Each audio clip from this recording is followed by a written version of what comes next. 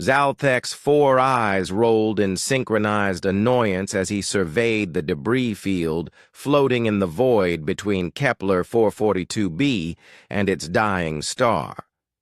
The Zephyrian salvage captain had been promised exotic materials of unknown origin by the sketchy trader on Proxima Station, but all he saw were twisted chunks of primitive metal and ceramic scattered across several cubic kilometers of space. "Captain," chirped his navigator Pip, her crystalline voice cutting through the bridge's ambient. The quantum scanner is picking up some interesting alloy compositions in Sector 7. Might be worth a look." Zalthek's mandibles clicked in resignation. He'd already invested 3 cycles in this salvage operation, and his crew needed to eat. Even if these were just scraps from some long-dead civilization's failed orbital platform, the raw materials might fetch enough credits to refuel. Fine. Deploy the collection drones. Flag anything with unusual molecular density. The Zephyrians had been the galaxy's premier salvagers for over 2 millennia. Their natural ability to sense material compositions making them invaluable in the cosmic recycling industry. But lately, competition from synthetic-enhanced species had been cutting into their profits. Zalthek couldn't afford to be picky. As the drones began their methodical collection, Pip's antennae suddenly perked up. "Captain, I'm reading something. Odd. The debris pattern suggests these fragments originated from a single vessel, but the dispersal vectors don't match any known propulsion failure." "What do you mean?" "It's like the ship just came apart at the atomic level. No explosion, no impact damage. The pieces are too clean, too precisely separated." Zalthek's interest peaked. In 30 years of salvage work, he'd never encountered anything like that. "Bring aboard the largest intact piece. Let's see what we're dealing with." The fragment they hauled into the cargo bay was unremarkable at first glance. A section of what appeared to be hull plating, roughly 2 meters square, made of a dull gray material that looked like standard titanium steel composite. But when Pip ran her spectrographic analysis, her crystalline form literally flickered with excitement. "Captain, this isn't possible. The atomic structure, it's like nothing in our databases. The molecules are arranged in patterns that shouldn't be stable. But somehow they're maintaining perfect cohesion despite being 700 years old." 700 years? Zalthek's mandibles clicked rapidly, a sign of intense concentration. "That would place this debris from the time of the human exodus." The mention of humans sent a ripple of unease through the bridge crew. Everyone in known space had heard the stories.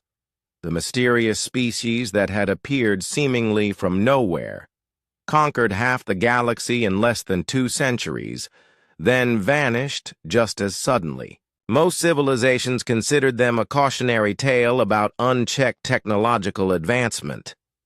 "Run a deep scan," Zalthek ordered. "I want to know everything about this material." As Pip worked, more fragments were brought aboard. Each piece revealed new impossibilities. Metal that was simultaneously harder than diamond and more flexible than polymer. Ceramic components that somehow generated microgravitational fields. And most disturbing of all, what appeared to be organic components that were still exhibiting cellular activity after 7 centuries in vacuum. "Captain," Pip's voice had dropped to a whisper, "I think we need to contact the Galactic Archaeological Council. This technology, it's beyond anything we understand. The energy pattern suggests these fragments were part of a faster-than-light drive system, but not any kind we've ever encountered." Zalthek was about to respond when the ship's proximity alarms began blaring. On the main display, new contacts were appearing, sleek vessels emerging from what looked like folded space. Itself. Unknown vessels. This is the Galactic Archaeological Council Enforcement Division, crackled a voice over the comm. You are in possession of restricted human artifacts. Prepare to be boarded. The Zephyrian captain's 4 eyes widened in realization. The sketchy trader hadn't been selling him junk. He'd been setting him up. The council had been tracking these fragments, and Zaltek had just made himself an accessory to artifact smuggling. But as the council ships moved to surround his vessel, something extraordinary happened. The human fragments in his cargo bay began to resonate, their impossible materials singing in frequencies that made his ship's instruments dance. And for just a moment, Zaltek glimpsed the truth that had terrified the galaxy's powers for 7 centuries. The humans hadn't vanished. They had transcended. Their technology wasn't just advanced. It was alive, evolving, waiting. These debris fragments weren't the remains of a destroyed ship. They were seeds, scattered across the galaxy by a species that had learned to exist in ways that defied conventional understanding of physics and biology. As the Council's boarding shuttles approached, the fragments began to glow with an inner light that hurt to look at directly. Zaltek watched in awe as the supposedly dead materials started to move, flowing like liquid metal toward each other, beginning to reconstruct themselves into something that his mind couldn't quite process. The last thing he heard before his instruments overloaded was a voice, unmistakably human, speaking perfect galactic standard with an accent that suggested vast amusement. "Thank you for the ride, Captain. Please give our regards to the Council. Tell them we'll be in touch soon." The fragments vanished, leaving behind only empty space and the lingering scent of ozone.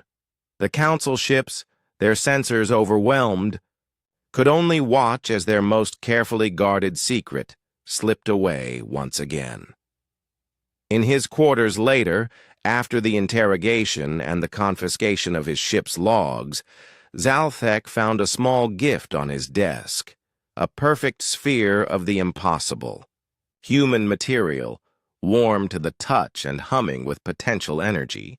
Attached was a note in precise handwriting. "Some civilizations build monuments to remember their dead. We prefer to plant gardens for the living. The galaxy has much growing left to do." The Zephyrian salvage captain looked out at the stars with new eyes, wondering what other junk might be waiting out there and whether the galaxy was ready for humanity's return.